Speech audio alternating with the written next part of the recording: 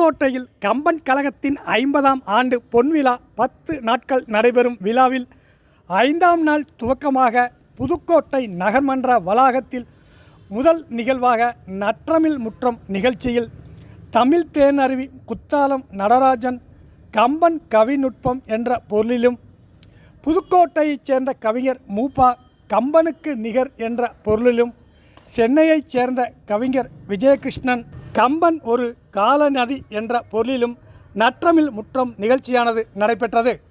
அதனைத் தொடர்ந்து 2ஆம் நிகழ்வாக சென்னையைச் சேர்ந்த ஆவணப்பட இயக்குனர் பாரதி கிருஷ்ணகுமார் வில்லும் சொல்லும் என்ற பொருளடக்கத்தில் உரைவீச்சு நிகழ்ச்சியானது நடைபெற்றது. இந்நிகழ்ச்சியை காண முக்கிய பிரமுகர்கள், பொதுமக்கள் என ஏராளமானோர் கலந்து கொண்டு நிகழ்ச்சியை கண்டு ரசித்தனர். புதுக்கோட்டை கம்பன் கழக செயலாளர் புதுகை பாரதி மற்றும் குழுவினர் நிகழ்ச்சியின் ஒருங்கிணைப்பு ஏற்பாட்டினை செய்திருந்தனர்.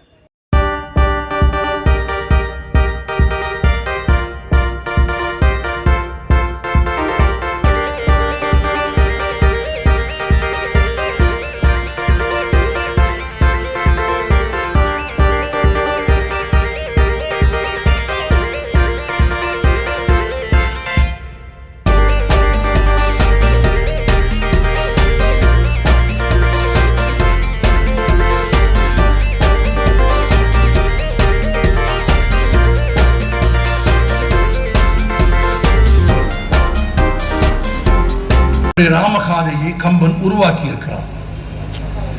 அது தமிழில் எழுதப்பட்டது என்பதாலேயே தமிழருக்கு பெருமை தருவதே அன்றி அது தமிழருக்கு மட்டும் உரியது அல்ல. உலகலாம் என்று தொடங்குவதாலேயே அது உலக புகழ் பெற்ற காப்பியம் அல்ல. உலகு என்ற சொல்லை பயன்படுத்துவதாலேயே ஒரு படைப்பு உலகத்தன்மை பெறாது.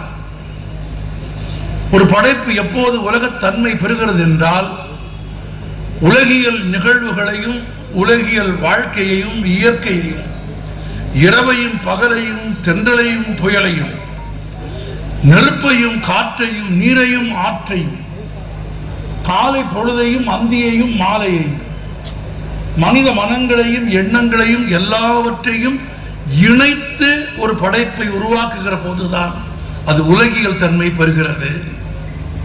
கம்பன் எழுதுகிற வரையில் அது கதை, கம்பன் எழுதிய பிறகு அது காப்பியம். இந்த வேறுபாட்டை கம்பன் விழாவுக்கு வருகிற எல்லோரும் உணர்ந்து கொள்ள வேண்டும். கம்பன் எழுதுகிற வரை அது கதை, கம்பன் எழுதிய பிறகு அது காப்பியம். ஒரு கதை எப்போது காப்பியமாகிறது என்றால், நான் முதலில் சொன்னேன் பாருங்கள், எல்லா பொழுதுகளையும் எல்லா உணர்வுகளையும் எல்லா மேன்மைகளையும் எல்லா மனித மனங்களையும் குணங்களையும் இணைத்து கதையை எழுதுகிற போது அது உலகியல் தன்மை பெறுகிறது. அதனால் அது காப்பியமாகிறது. ராமாயணம் என்று வைத்துக் கொண்டால் கதையாக பார்த்தால் ஒரு வரிதான். மகாபாரதம் என்று வைத்துக் கொண்டாலும் கதையாக பார்த்தால் ஒரு வரிதான். அடுத்தவன் மண்ணுக்கு ஆசைப்பட்டால் அழிந்து போவாய் என்பது மகாபாரதம். அவ்வளவுதானே? அதுக்கு மேல இருக்கா? அதுக்கு மேல சொல்லலாம், அது வேற. அடுத்தவன் மண்ணுக்கு ஆசைப்பட்டால் அழிந்து போவாய் என்பது மகாபாரதம். அடுத்தவன் பெண்ணுக்கு ஆசைப்பட்டால் அழிந்து போவாய் என்பது ராமாயணம். கதையாக பார்த்தால் 8 வார்த்தை தான், 7 வார்த்தை தான், ஒரு வார்த்தை தான். ஆனால் 10,500 தனித்துவம் மிக்க உணர்ச்சி ததும்பும் தன் சொற்களால் அந்த கதையை காப்பியமாக்கிய பெருமைக்குரியவன் கவி சக்கரவர்த்தி கம்பன்.